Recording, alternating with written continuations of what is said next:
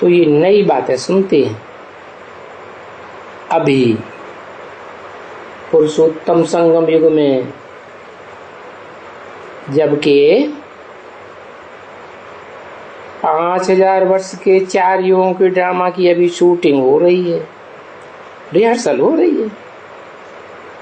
अभी हम जानते हैं कि हम आत्मा हैं। पहले हम भी भक्ति मार्ग में थे, जानते नहीं थे, तो समझते थे हम देह हैं।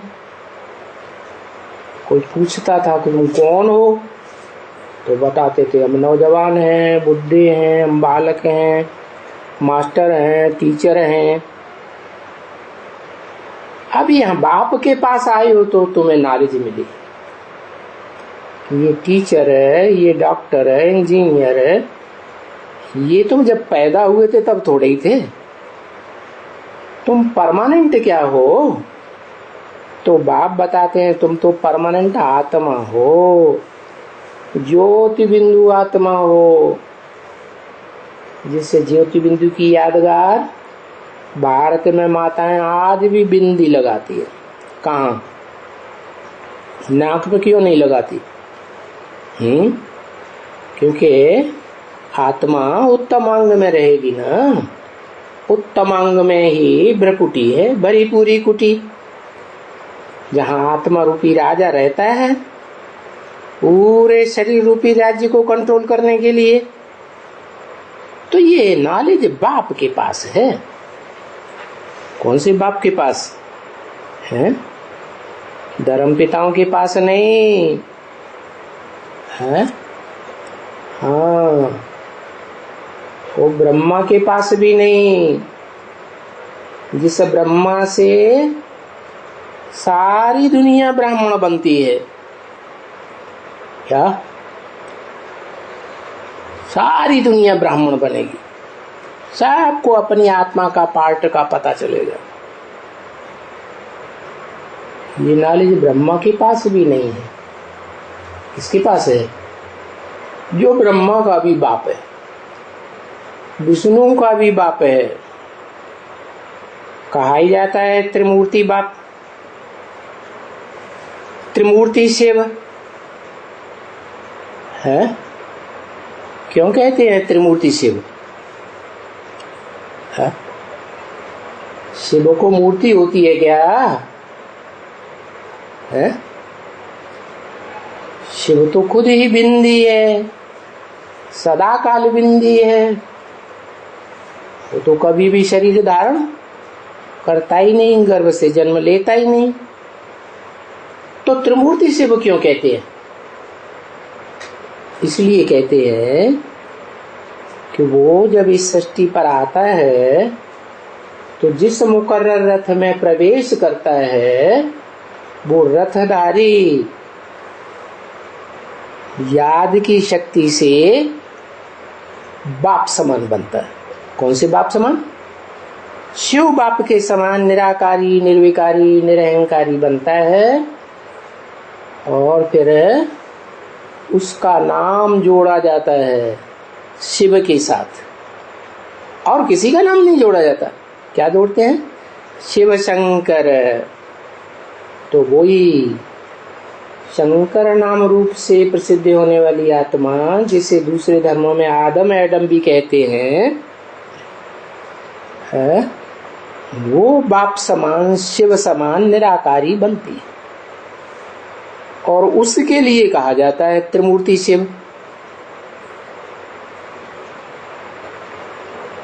उसके पास ये नॉलेज है, जैसे मेरे पास नॉलेज है, उसके पास भी नॉलेज है। कब?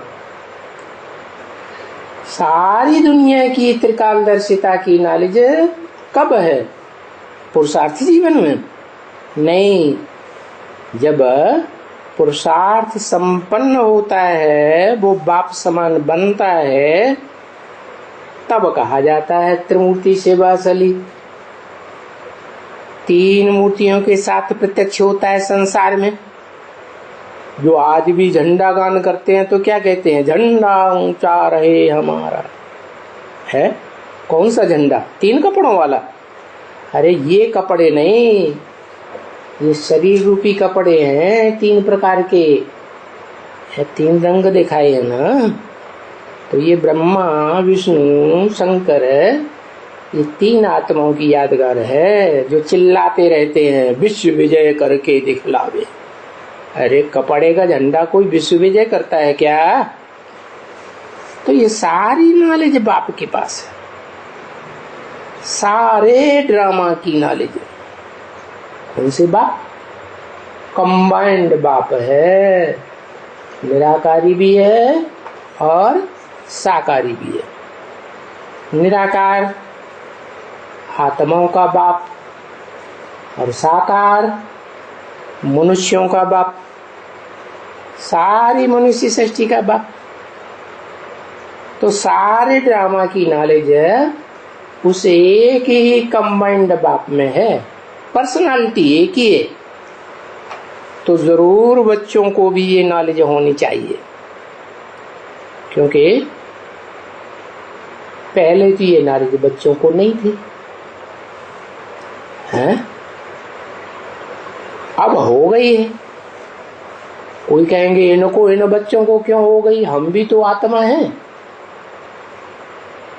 तो बाप कहते हैं कल पहले भी जिन्होंने पहले पहचाना था बाप को उन्हीं को नॉलेज देंगे ना। जिन्होंने पहचाना ही नहीं उनको नॉलेज कैसे देंगे? तो तुम बच्चों ने पहले भी बाप को पहचाना था। बच्चे कहते आते हैं क्या भक्ति मार्ग में कहते आते हैं ना, नहीं बाबा ये नॉलेज हमको नहीं है। भक्ति मार्ग में कहते थे ना। अभी भी पुरुषार्थी जीवन में क्या कोई बच्चा कहता है कि हमको पूरी नॉलेज है? अपनी आत्मा के अनेक जन्मों की नॉलेज है नहीं? अरे बाप की भी नॉलेज नहीं है क्या? मनुष्य सृष्टि का जो बाप है उसके भी अनेक जन्मों की नॉलेज हमको नहीं है। तो बाप की रचना के आदि मध्य अंत की नॉलेज भी नहीं है? बाप रचयिता, रचयिता भी साकार। मनुष्य सृष्टि का बाप आदम, तो उसकी रचना भी सब साकार, साकारी शरीर धारण करने वाली आत्मा है।